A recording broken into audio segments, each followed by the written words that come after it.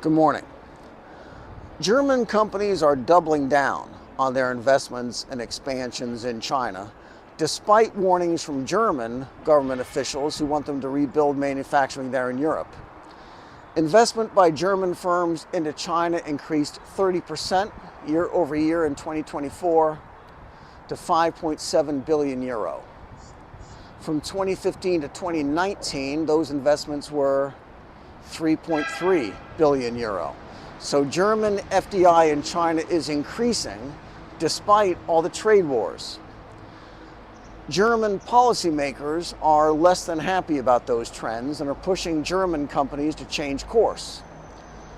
The problem is that the cost of getting out of China will do damage to the German firms. If companies leave, it's expensive and somebody's got to pay.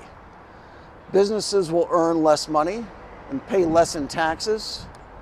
Workers will be laid off. German consumers will pay higher prices. And of course, there's a supply chain problem. China has supply chains, and relocating out of here means they need to be built somewhere else and more expensively, and that's a long process. So the German government hopes to reduce their firms' reliance on Chinese supply chains for manufacturing and for China's consumer markets for sales.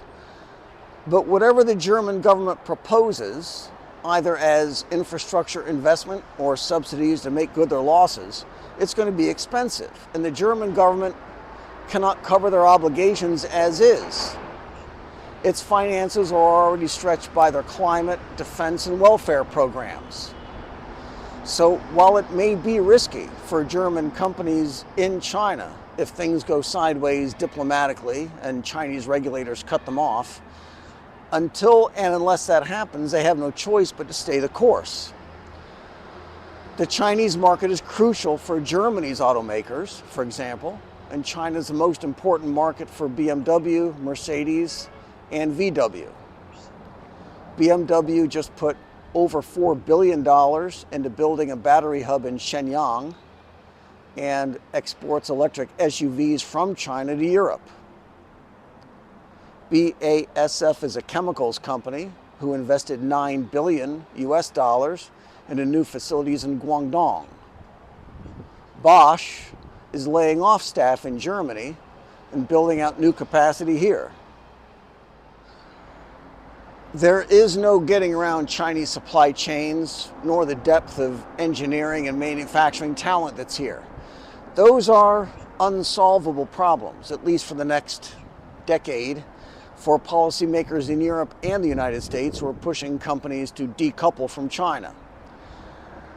And while they complain about the dependencies our firms have on China's factory sector to build anything in our own factories, there is another problem that there is also no getting away from. And it's simply that this is where the world's customers are. Here are a couple of graphics we've seen before. Yuxi, China is just on the other side of the big lake that's close to my house.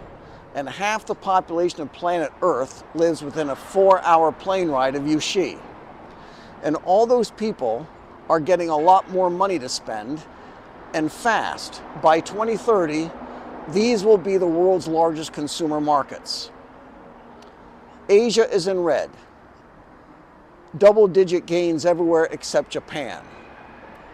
Europe is in blue, North America in green. Here are the top 20 ranked by the size of their respective consumer markets 5 years from now. China, $1 billion plus. That 15% increase in China, by the way, is the equivalent of adding 2 entire Germany's worth of consumer demand in 5 years. And Germany isn't going to grow at all. Of all the countries here in the top 20 that will grow by double digits, Egypt is the only country not in Asia, and it's the only country that isn't inside that circle. So for these German companies who are ignoring what their government is telling them to do back home, it's a simple matter of survival. Over 4 billion people are here. They're moving fast into the middle class.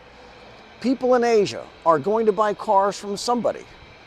Companies in Asia are going to buy chemicals from somewhere. And if the Germans go home, Nobody here will even notice they're gone. This is Xingfu Park in Weihai. Be good. Blessed are the merciful, for they shall receive mercy. Blessed are the peacemakers, for they shall be called sons of God. You are the salt of the earth. You are the light of the world. Let your light shine before men, so they see your good works and glorify your Father